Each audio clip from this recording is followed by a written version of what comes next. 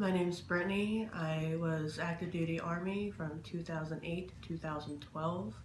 I joined the Army as a mechanic. After boot camp, I was stationed in Fort Stewart, Georgia, and that's where I stayed for my entire 4 years.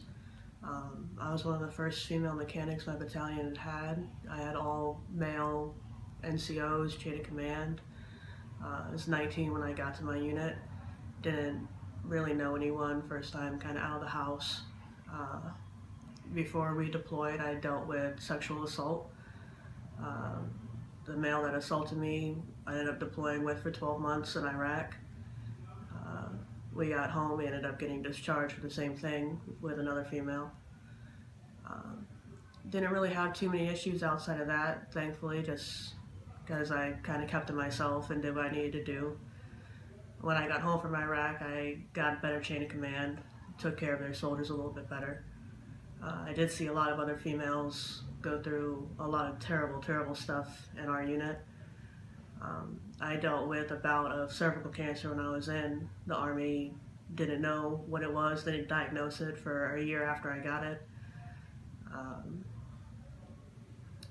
when I got out, it was difficult transitioning into the civilian world. I was married at the time. I'm divorced now because it was that difficult to transition. Um, Still have issues with it. When I first got out, I actually worked with animals because I couldn't stand to be around people.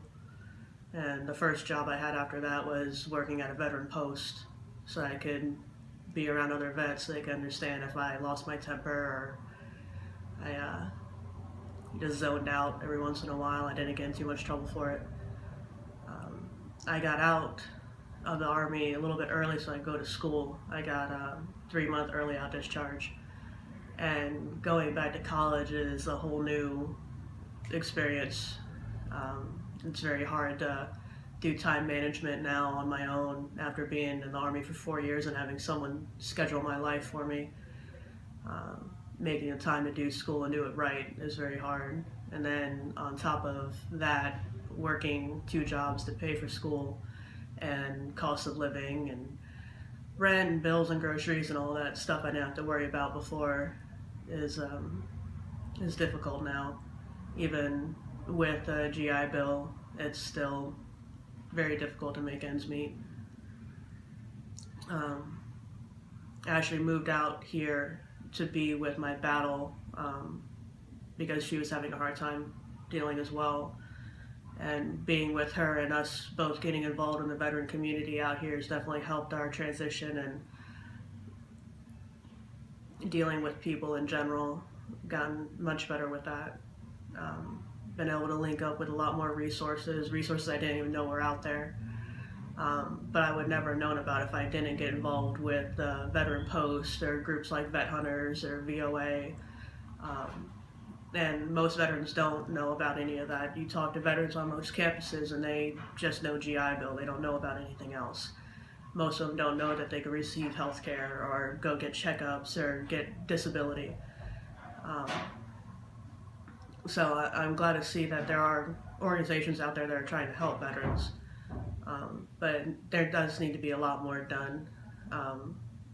And especially here working at the shelter, I see a lot of homeless veterans coming in that don't know that they can receive benefits, even if they're dishonorable or other than honorable discharges. A lot of them don't know that they can still get help.